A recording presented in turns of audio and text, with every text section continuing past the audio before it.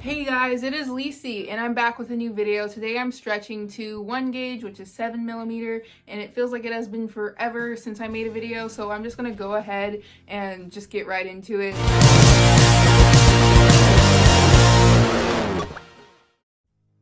I am currently at 6.5mm. You can go back and watch that video. It's an in-between size for an in-between size because 1 gauge is already an in-between size, so it's kind of weird, you know? Here's what my ears look like now. Ooh, it's about to fall out. Here's what my ears look like now. I don't have the backs on them because I don't feel like doing all of that right now. 6.5mm. I'm going to be stretching to 1 gauge, which is 7mm. So I took them out and this is what my ears look like currently, and I just cleaned them. You know how it goes. You clean it, you massage it, you put it in, and you're good, and you're at the next size. I'm going to massage my ears with vitamin E oil.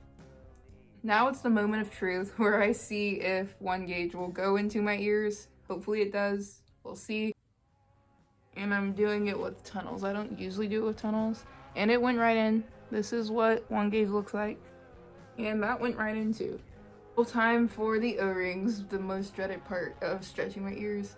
Okay guys, well that was all for this video. I know it was pretty short, but that was actually like one of the easiest stretches I've ever done. I will be making more ear stretching videos, and you can go ahead and check out my other ear stretching videos that I've already made so far. I'll link that in the bio and also put it in the cards, whichever side it's on, because I can never remember. Anyways, I'll see you next time with the new video. Bye.